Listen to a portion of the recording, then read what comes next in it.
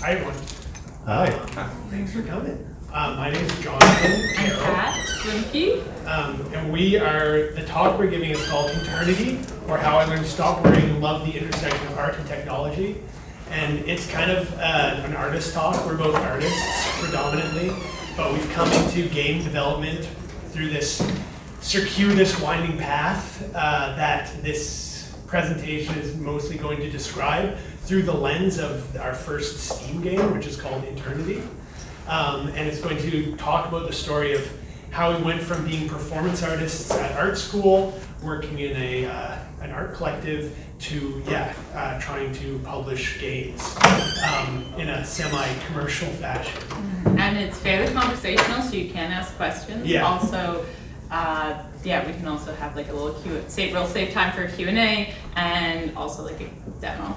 Yeah, we'll show you the game afterwards. So we kind of have two different collective practices and identities we'll be talking about in this presentation.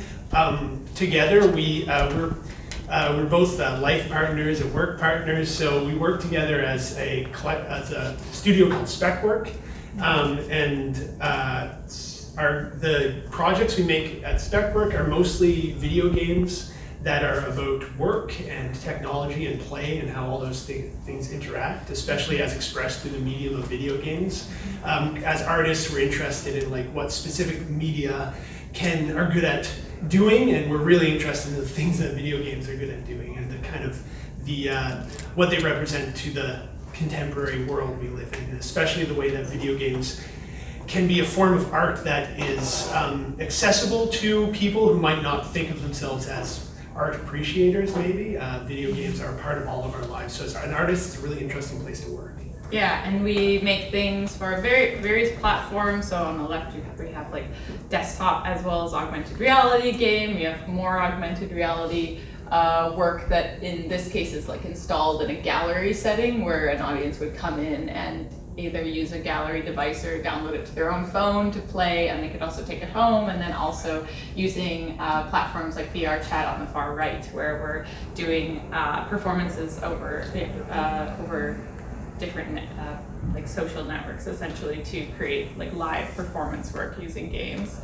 I just want to start off this presentation by showing you the game that we're talking about. We'll watch this trailer, and then we'll go through this pretty long story of how we came to actually making the game in this way. And this story talks about what a creative practice is like, I think, where it's iterative and it doesn't all happen at once, but it's a lot of the time with a project you build on it over time. At least that's what we found works for us. And then also the other thing that we found works well for our creative practices is working collaboratively, so that's another big theme of this presentation. So hopefully it's going to be both inspirational while also highlighting the ups and downs of working together on kind of one evolving project over 10 years. And also hoping to demonstrate that there's not one way of finding a place for yourself in maybe the game dev industry, although it's not really something we still think of ourselves more as artists, but for whatever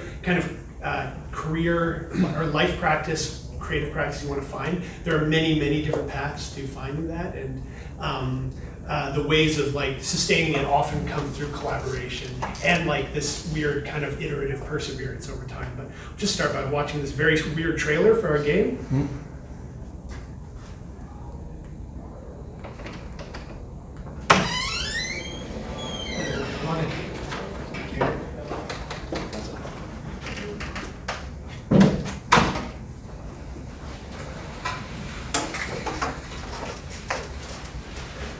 The conceit of this game is that it's a guided meditation, but it's kind of a guided it's this weird sort of hell that you get trapped in through a guided meditation.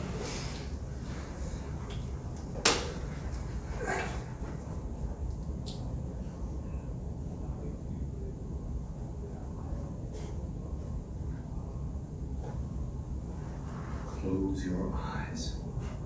You are about to begin the first day of your unpaid internship. You are falling deeper, deeper, deeper into the internship. Hi, You're new here, aren't you? You're new here. You aren't in the system yet. They barely know you exist. Welcome to the first day of your unpaid internship. Right, where to start? I know where to start. Help me. We don't have much time. If you haven't figured this out yet, you're all interns for the TGN company. These creatures were called interns. Human forms containing the waste produced by the process. Specifically, unpaid interns doing unpaid internships. These creatures were called executives. The executives couldn't figure out what to do when they realized how bad it was getting. One faction of executives are working on a secret project. I'm sorry, interns. This is not supposed to happen. Run! Run for your lives! For the price of a cup of coffee, you can buy an intern a cup of coffee. Let's see what my boss has to say about it. I'm just an intern after all. Breathe out and feel the contentment. Tough Guy Mountain. Not here, but now. Welcome to Tough Guy Mountain. We just have a couple more information slides. Just underneath there, you can kind of see one of the unique things we're working in the arts is you can find support from different organizations to help you work in your projects, which is a good way to iterate on something over time. Never know how to move past a video. So then we have, if you'd like to take a picture of this, Or take one of these we also home have with a you as a postcards. postcard. You can access the Steam page for Internity. But yeah, all that info is on the postcard as well. The other thing that we're promoting is we are working with a local artist-run center called Center for Art Tapes, or CFAT. And we're running a paid internship with them. Very confusing. We like to make art about unpaid interns. You'll see that's a big theme of the subject of our artwork, but we like paid internships. Right? So it's vastly preferable for when we're actually working with so that's going to be a really fun thing, and you can apply for that. It's Ongoing until the end of the month, I think. Yeah, but check out the website and have more information. And then you'll be working. We're looking for someone to work with us on the project we'll be talking about today. So we're going to just now run you through this our weird art practice. I mentioned we have two different collective practices. One is our duo thing, which is called SpekWork, and then the other collective practice we have is called Tough Guy Mountain. Yeah, and Tough Guy Mountain, which is how Internity has been conceived and is being released through that collective. It began in art school at OCAD, so in Toronto, when we were students with a number of other folks there, and it's grown and shrank with numbers as people have become more or less available. But it all sort of began with this kind of playing Dungeons and Dragons, but also as young people kind of finding ourselves in this place in Toronto where we were expected, because we were art school students, we were like living this dream of maybe doing what we love, so never working a day in our life, but then also that kind of was complicated because if we were doing what we love, being our own bosses, we were also finding that we were constantly exploiting ourselves as our own unpaid interns, like doing all the social media or like doing all these like weird things for exposure, one of which is this project here, which we thought we were really excited for at the time in 2014, but was a lot of work. This project was, we were all interested in theater and performance art, like making things live in front of people, but then the content of the work that we were interested in making was about this kind of exploitative relationship, both that you find in wider society, but that also art creates, where you end up working for free so much of the time, or else you end up you're passionate about what you're doing, so it's easy to exploit yourself, basically. In this project, we only have documentation of some of it, and that's kind of in the context of where it was. It was a one-night event in the Art Gallery of Ontario. We had maybe 6 or 7 performers, all part of the collective, and the shots that you can see in the gallery space here are 4 of the performers that are playing a fictitious hologram that can be controlled through sending emails. So we were the people you're seeing here, of which Kat and I are some of them. We are executives who are on vacation in this performance. The audience was able to interact with interns who are also working in the same space. And through interacting with interns, they could actually control what the executives are doing on their vacation. So when they exercising or having like coffee. We kind of wanted to make it like a real life Sims, even though you can't really control what Sims do directly, but that you could choose what these holographic executives are doing on vacation. And it involved like a very early version of creating software that helped the audience interact with us as we did a live performance. Which started to get us thinking about like, how digital technology could be used in performance art, basically. And we were creating these characters based off this tabletop role-playing game we were developing that both represented us, and then kind of like this other side of our artistic selves. There's us on vacation in the middle of the art gallery at separate times because there was only one chair. So this was early work that was just sort of beginning to integrate games with our performances. Yes, interactive digital technology with performances to facilitate that audience interaction. We developed that some more with a series of performances using these iPad dresses that Kat made. Kat's a great garment maker.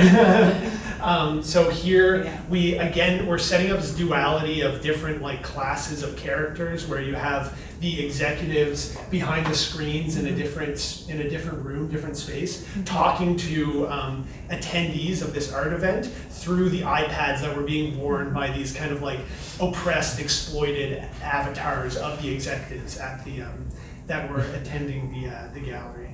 Of course, we're all art students mainly, so we have a very specific kind of character that we're playing. Can't look that professional when you're coming here with arts. So here the kind of like, again, the intern characters here at the art event being forced to just be a vessel for the executives, but also experimenting more with this use of technology as a way to make the performance art more interactive. So the audience is able to interact with these executive characters, but mediated through the iPads on the stomach of the interns. The actual content of the executives were interested in purchasing the art gallery. Yes. was the converson that they were having with the patrons. Another occurring kind of theme we're thinking about is like, what is the relationship between art and money, capitalism? Like, what is the value of art to the economy, to capitalism, and how exploring that through the content of art. Especially in downtown Toronto, where we couldn't afford to live anymore. So Yes. where the gallery was located. So moving on from those performances, increasingly interested in exploring this kind of like storytelling through performance. Like we kind of have this background in theater and performance art. We put on a full stage show that was about this collective storytelling project that we were engaging with, where we were making up these versions of ourselves who were interns and versions of ourselves who were executives, and we kind of role played this whole story that we then turned into a script and presented in front of a live audience. This was like, it's so much, the feeling after this was just, the best part was we had these tearaway suits, Velcro full suits, that at the climax of the play, me and our collaborator Ian, who's the other naked guy there, ripped our suits off each other. That was the best part. That was the best thing about the show. Like 6 months of work, but that was the highlight. Yes. Because the other feeling of it is like, we did all this work and then we get like 3 nights. Maybe if we fill the theater 100 people at night, and then it's like the performance just vanishes. And there's a lot of beauty to that ephemerality, and a lot of performance artists are interested in exploring the temporary nature of performance. But I think both for us, because we're working collaboratively with so many people, we want that group effort to have some sort of more lasting impact. So that kind of made us really turn towards thinking about video game technology, thinking about game engines as an art medium and a way to make art, especially informed by these ideas we were having of, can digital technology help facilitate audience interaction with a performance? And so then we started actually working with interactive technology more intentionally as the primary thing in the artwork, and not less emphasis on the performance, maybe. So here in 26, so we that theater performance was 2015 through the SummerWorks Theater Festival in Toronto, but here in 2016 is an installation of some like basically us trying to translate the experience of being an audience member, but actually an interactive audience member in that play, but all in a digital format. So you're actually watching through animations that have been also gamified, which are giving you points in this like this particular installation for maintaining your interest in the artwork itself. And you have some of the same performers. We have the same performers on screen, but you also have some of the same performers in the live gallery installation who are encouraging you and coaxing you and including the audience in some of that role playing that we do. So yeah, really like blurring those lines between like audience and performer, audience and participant in the piece itself. And we enjoyed that aspect of like making games because the focus had been so much on our, us becoming these characters, but as we introduced the audience having a stake in it through having to rely on them interacting with the piece, then we were really pushing their involvement and their role and making them kind of think about how they wanted to interact with this world we were creating. As well as like thinking, because like as an artist, you think about the different aspects of a medium and how you can use them to communicate what you're trying to communicate, and so that is where we started thinking about game mechanics, like the most basic one, which we used in this project, is just accruing points. So you just get points over time, and then at the end of the project, we had kind of like a leaderboard of who watched the most of the play, basically like who paid the most attention. Or like the attention economy thing was pretty. This is like it wasn't a very well developed discourse at the time. Now it seems so obvious, but we were kind of thinking about the way that kind of content can be gamified, but as a way to create this audience interaction, but also highlight the way that you are working as an audience member. And with a few musical theater numbers, originals. Yes, we also for this project started experimenting with. I started learning Unity, so we built kind of an interactive version of this like imaginary space we started conceiving of we started calling intern purgatory, where you were an intern stuck in this cubicle in an empty white space. Built that out in Unity so that you could actually walk around and explore it. We wanted to develop that idea further through an artist residency and then ensuing app at an artist-run center in Toronto called Trinity Square Video. Where we also started working in VR as well. Yeah, the residency. That was the only reason we could get our hands on a headset. Exactly, yeah. The residency was like let you access the developer kit for the Oculus at the time. We were interested in like, especially coming from a theater performance-y background, the immersiveness of VR, we just didn't know at the time what the possibilities of that were, so we're interested as artists to work with it.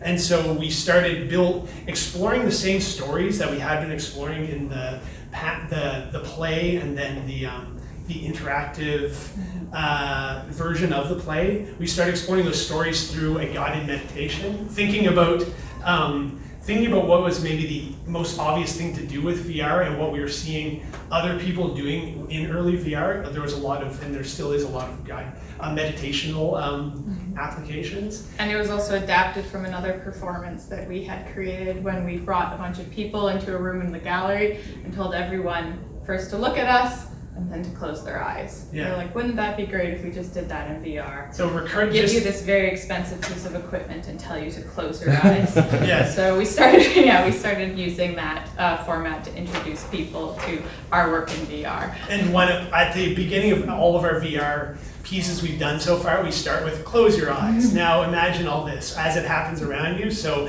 my dream is always that someone will not experience any of it because their eyes will just be closed all the time as it happens.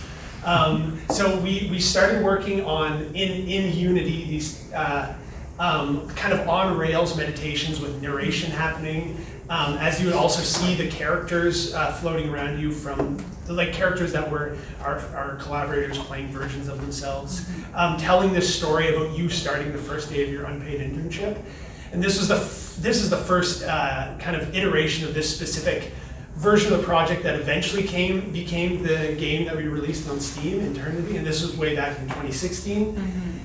Basically, that we started working on it, started developing the different like stages and progressions of your intern onboarding process. And we're also working with a number of people still at this point to kind of build, like bringing a lot of different skill sets to create this one project, which in the end was not released on headsets, but was released as a 360 animations over a mobile app. Yeah, because of the like attention that we've always been kind of thinking about in the presentation of our work is the accessibility of it. Like the limitations of a VR headset are like often, especially at the time, hardware related. This is before Quests existed, which are more accessible. Now, when this came out to run a VR software, you needed the Oculus headset, you needed the beefy computer. So we were immediately interested in smartphone VR, which like Google Cardboard was big at the time, etc. But in order to make that work, like 360 videos are always going to be the more that you would have to go that direction because of the hardware limitations. Anyway, so that sort of also started this ongoing process for us of thinking about what the end platform of the work we were doing is going to be. The 360 videos were a good place to start as we were learning how to make things in like immersive media. It was also a good way to get it into the hands of other like audiences that, yeah, like you said, wouldn't have a VR headset, but then we found our way into another opportunity to further it because it was specifically a 360 video and people were afraid of VR. Yeah. The 360 videos just came with a lot of challenges though, but because of the large file sizes, even though they would run once they were on the phone, it just would often take so long to download it onto the phone. And the ways of running the 360 videos were always pretty precarious and not working very well. So we from that, the last iteration of the intern purgatory guided meditation, we applied to another little fund from this art gallery in New York called Rhizome that also... And New Rhizome's Museum. the organization that gave the money, and then the New Museum's the gallery associated with it. So this was kind of like, okay, we worked on this a little bit, let's find another little chunk of change so you can work on it a little bit more, iterate it and push it forward. And we also had access to our own equipment at this point, whereas before we were always relying or borrowing it from like the artist run centers. But we had graduated from school at this point and kind of we're starting to build up our own kit of what we needed to make this type of work. So these are just screenshots of me modeling some of the characters in Medium that would later be integrated into the next iteration of Intern Purgatory that was to be released through this gallery. Yeah. Screenshots of all the different characters, and it's kind of seeing these like characters based on previous performers come to life over different iterations of the project. This would also end up being a 360 video render. So to make the 360 videos, we render them out of Unity as like panoramic projection videos, and then there was this platform that existed at the time that doesn't exist anymore called Evo, which let you publish apps for smartphones that let you make a branching narrative of 360 videos. So it was kind of an accessible way to make immersive content that was interactive to a certain degree. Like they had gaze triggers and stuff like that let you choose what 360 video to go onto. But that they were trying to service something for arts sector, which there's no money in that, so they eventually abandoned their whole thing. And so all of this stuff that we had built just disappeared because of that, which kind of led to another ongoing realization of like you can't trust the corporations and the tools that they own and control, which like everyone knows and talks about now. By the time, we received the funding to the first version of that project, that was the 360 videos, was released in 2017. Then we received funding in 2018. Didn't actually get paid out till 2019, but was working on the second iteration of it for that same platform. Now in 2020, when the actual project was released for the gallery, Evo had already abandoned the platform, and we knew, oh, this is really awesome. I can show it to my mom right now. but I don't know where it'll be in a few years. So we actually, released our own iOS app. Just before 2020, Oh, yeah. another bit of funding we got to work on this was actually here in Halifax through Nocturne and a grant that they got with NS Arts as well to help us build a surround projection version of the guided meditation that we presented below the Staples on Gottingen Street, where we like hung, it was like surround on 3 angles, and then just basically it was like running a Unity file with 3 cameras projecting on each screen that you could like stand in the middle of. This idea that I still love of, which is becoming more popular now with dome projection things, of actually being inside the VR with other people instead of it just being a one-person experience. I think that holds a lot more possibility, especially for art presentations. So here we were what we wanted to achieve, going off that, the work that we were able to do on this project to make the surround projection version and the work we were able to do on it to make the 360 version, we were like, okay, let's just make our own app that we're going to publish to the App Store that runs not 360 video versions of it, but actual like runtime Unity stuff. So it looked much crisper. Looks and much was a crisper smaller file. and ends up being a smaller file. And just basically by this time versus when we started working on this project, we were better at development to be able to make something that was optimized enough to run on a smartphone, and like smartphones that improved enough to be able to run things, the things that we were going to make. So we made a new version of the Intern Purgatory guided meditation onboarding thing. This eventually morphs into the Internity project that is the subject of this talk. But here, that was what you call a magic window VR experience, where you're holding the phone, you can move the phone around to look at different parts of the meditation that you're moving through as a narration reads out the guided meditation, telling the story of your first day of your unpaid internship in this weird kind of like capitalist hellscape. And then in December 2023, we got a message from the App Store saying that, oh, your app Intern Purgatory is being removed because you haven't pushed any updates to it in several years. And so, like, oh no, Mom's not going to be able to look at it anymore. Downloading it. Yeah. So it's not really they're not getting anything out of this bargain, the App Store. So January 1st, we had our other collaborator. Tough Amount is down to like 3 people now who can meet fairly regularly with more informal collaborators as need be, as the opportunity presents with each project. And we have a nice early coffee on the 1st of January and say, okay, what are we going to do with this project? What can we do? We want to get into actually making video games and see how that works. How do we learn how to do that? Basically, we know some of the technical aspects of it, but there's a lot of other aspects of production besides just the building of a thing. What's a good way for us to practice releasing something on Steam specifically? And we thought, we already have this project that exists in terms of assets. We have these scenes that are guided meditations that you move through. Let's see if we can build something that feels somewhat like a game on top of it. Our collaborator Ian, who's the other naked guy in that picture, he did a course at George Brown on narrative design. So he had gained some new skills in using like branching narrative tools that we thought maybe we could implement some of that on top of the guided meditations in order to make it a guided meditation plus a visual novel, something interactive. And here I have this is a more descriptive trailer. The last trailer I think of as our cinematic trailer. This is our gameplay trailer.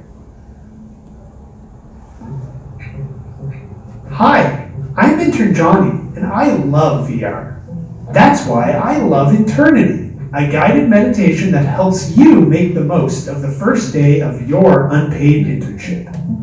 I'm intern Isaiah, and I don't like VR because it makes me puke.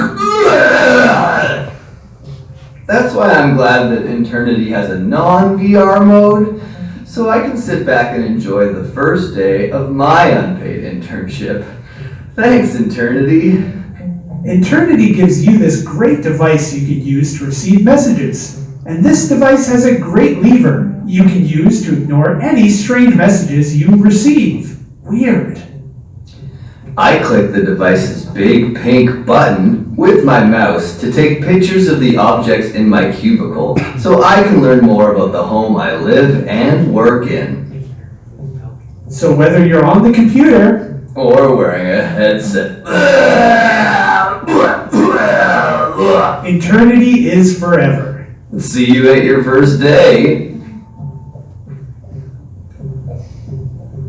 We did a lot of work to make a non-VR version of it, but then because it is kind of like this VR project, whenever we would tell people about it, they'd be like, oh, I don't have to play, I don't have VR. Don't tell me about that. So then we just wanted to really go hard in the communication, be like, no, you can play without a VR headset, you have to try it. It doesn't need a VR headset.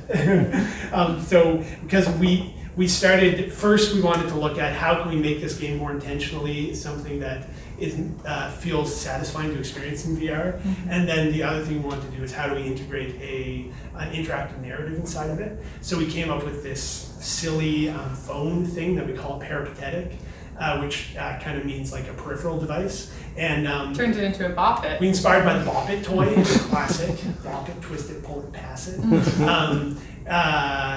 Because in VR it's just fun to like touch stuff. Like that's what VR is good for. And because all the files that we were basing, all the Unity files that we were basing this off of were non-interactive, like on-rails experiences, we didn't want to do They're that meant much to be 360 work videos. to reuse the. Instead of making the whole environment interactive, let's just make this one thing interactive, and that's the like interactive lens through which you experience the environment. So through your phone peripatetic Bop It, you can take pictures of stuff around you, Like and then so.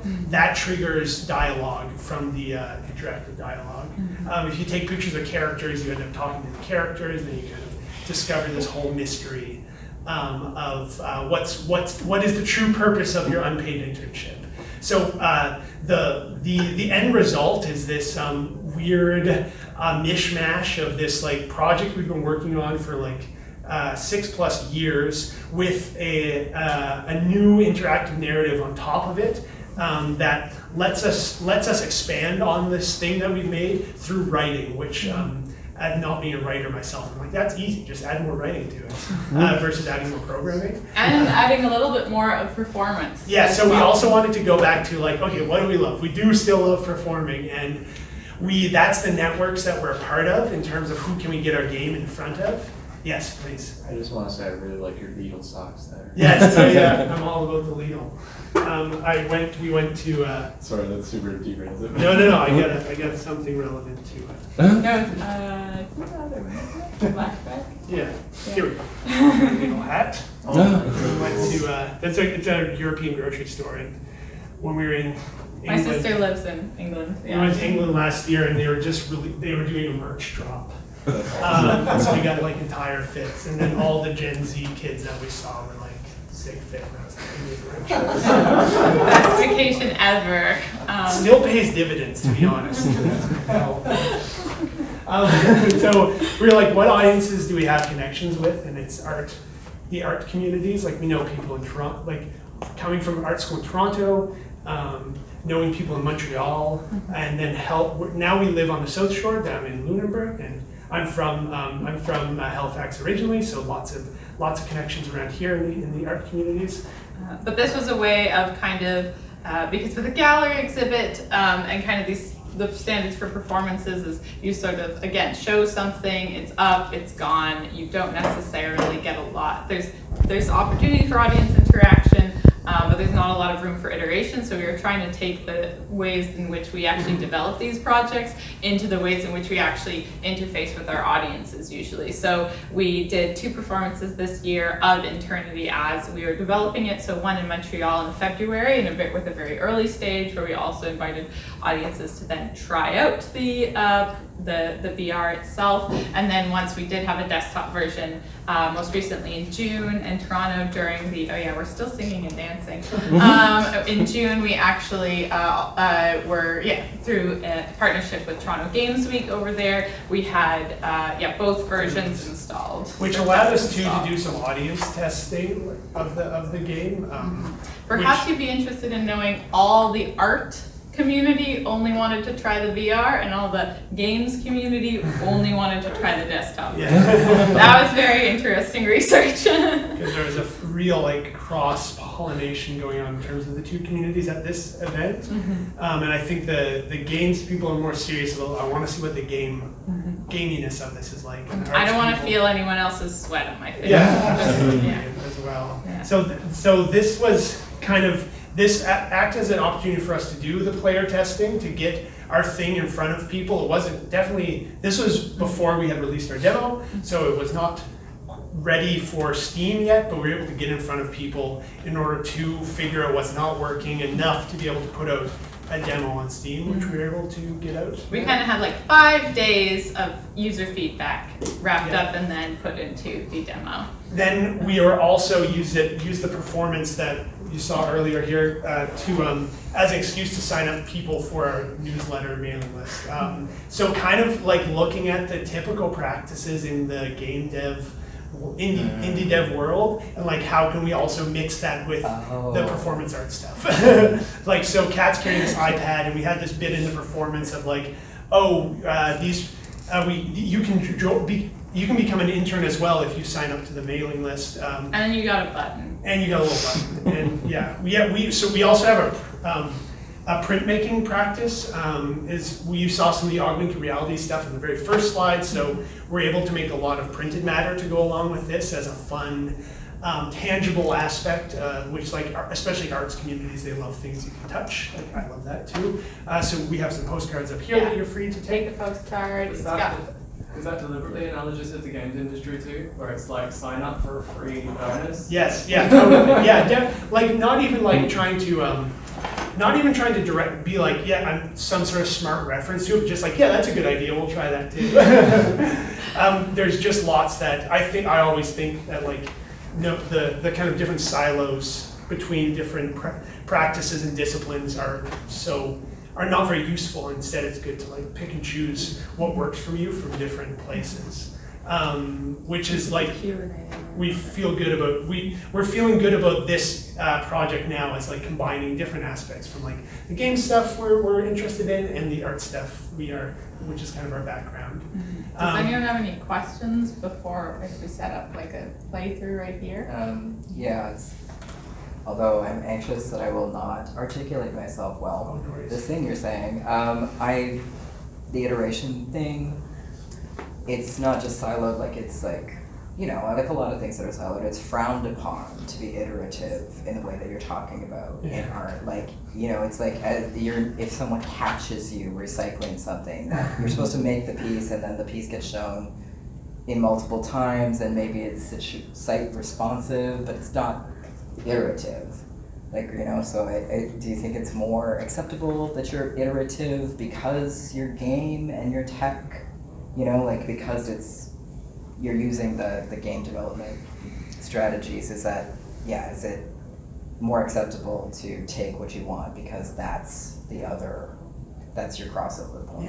Like if you try to do iterative, it's more acceptable to be iterative because it's supposed to be like one piece that's developed once and we own it, as opposed to, because it is really interesting you're talking about like collaboration is like, it is interesting, but like the part that I'm like, wait, tell me what story is the iteration part. Yeah, I wonder too, so definitely that's another thing. It's like borrowed from both. I don't think we really intentionally borrowed it from game design, but it's just kind of the only way to make things with digital technology is to be iterative. And also because it takes so long, especially because we've been learning to use these tools as we've been building the stuff, it takes so long to actually build the thing that you have to iterate on it over time. And there's like weird in-between zone that doesn't entirely belong in the room, but just for, like, I was a puppeteer for a really long time, and we would constantly have this grant funding problem where we'd have to explain that we literally had just need to rebuild our actors. Yeah. Like just so you needed to have several iterations to see what worked, but you couldn't. It's like, well, let us know when you're done. So we can,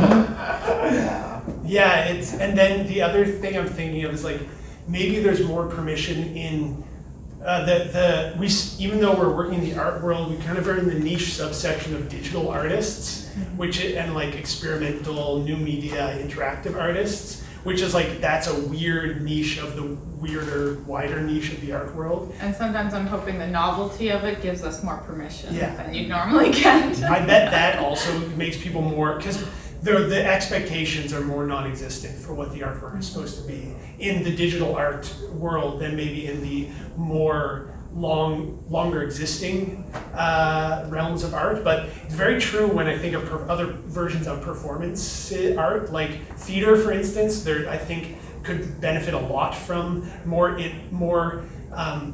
audiences being more acceptable of iteration and like things not having to be perfect immediately. Can you tie that into D&D? Yeah, which is a big part of. We kind of touched on it a bit, but a lot of the content that goes into our artwork comes from role-playing practices. We have throughout the pandemic, we Twitch streamed our own like homebrew role-playing game within this universe that's called the Board of Directors role-playing game, where we developed we basically played board of directors who are controlling interns within this world, and we had our Ian, the collaborator, was the main writer. He was writing the world and game mastering for us, and then we were basically just exploring the world through these characters. A lot of those stories then get integrated back into the projects we're working on. And that's often how we actually collaborate at this time, where so many of our collaborators are doing different things and can't be contributing in the ways that they have in the past with their physical bodies or their like many hours of like creative works, but we can play together. We can play D&D together online. Did you I assume, based on what you were just saying, in your performances you tend to ad-lib and change things a lot as you perform, so it's never the same performance. Did you consider implementing that kind of thing in the digital version, where there's a level of randomness where you just don't get the same experience? Yeah, that's another thing of like cross-pollinating, of like how can we capture that essence in a video game without at the like most optimized cost, basically, in terms of like implementation.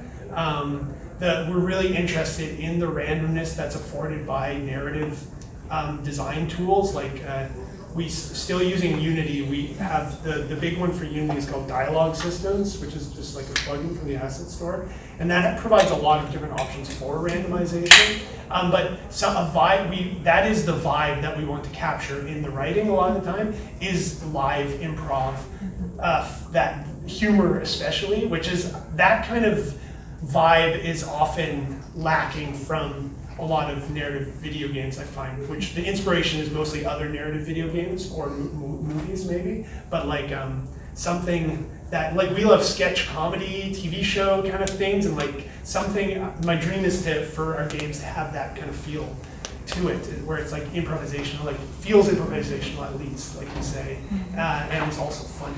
Did you find big inspiration in games like Standing Parable and things like that? Yeah, definitely. Yeah, we love interactive fiction games so much. Kind of like I feel like more recently in my life have I gotten into it, but they feel very inspirational in terms of like, this is a model for a kind of thing that we can make as artists. It's within the scope of our creative practice as well, where I'm not a great coder, like I can do it, I can get things done, but like not in an engineering sense like I'm an artist. And the division of labor is like we have a writer, a programmer, and then I do all the Kat does all the visuals. So yeah, Kat's a great visual creator of visuals. Ian's a great writer, and I'm like I've been programming for 10 years at a amateur level. So I'm that at programming. So we need something that emphasizes the writing and the visuals, which some interactive fiction does that perfectly. So that's what we've been really trying to go in that direction.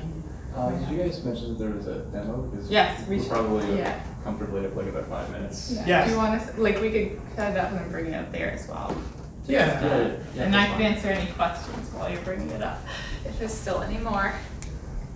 Yes. Do you mind asking, how do you get funding for these projects? Oh, yes. Yeah, we love talking I love that. We write grants usually, so that in order to write a grant to an arts council, you usually need some sort of portfolio that's proof that you've made work before.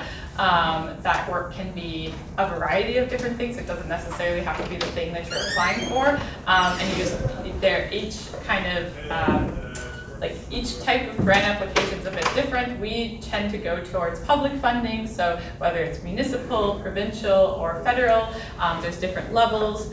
That each of those levels has to have different application processes. There's grant officers that you can contact to help you along your way. This is not something they actually teach you in art school, which is a bit wild, but it is how every one of our projects has pretty much been made. And we've done like a few smaller projects or commissions. Like the Rhizome funding was somewhere between a commission and a grant, so they expected to kind of like host and keep that work afterwards, and it was somewhat of theirs. But that, it's you just kind of think about a project and you send it out into the world as a grant, and you hope that it'll come back as money. And Kat, I'm already exhausted with questions. Would you say when you're doing your granting that you show your granting people the response that you're getting, or do you just lean towards the work? That's a really good question. I find it super challenging to describe this kind of work depending on who, because with a granting jury, it is anonymous. You don't actually know who you're speaking to. For a long time, we sort of go through, especially with the Tough Guy Mountain practice, we've gone through phases of like, okay, we've had a lot of support, there's a lot of reception for the project, and then just like 5 years of nothing, and just like dead silence, and that makes it hard to create work when there's no interested audience, or there's just no support, which will then bring the audience once you make the work. So there's kind of like walking this line in a grant description or a project description of assuming you have a technically literate audience, depending on where you are submitting it for, because a lot of people still don't think video games are art, so we also just get like tripped up and like failed on a very, very basic level. Some of the feedback in the past year that I've gotten is this art or entertainment for a lot of different projects, and that is something that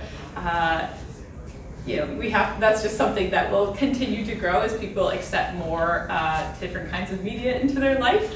I've been on the opposite side as a jury, where other people on the table are arguing against the video game getting funding because they only associate it with like YouTube streamers and stuff, and they don't see the cultural value in it.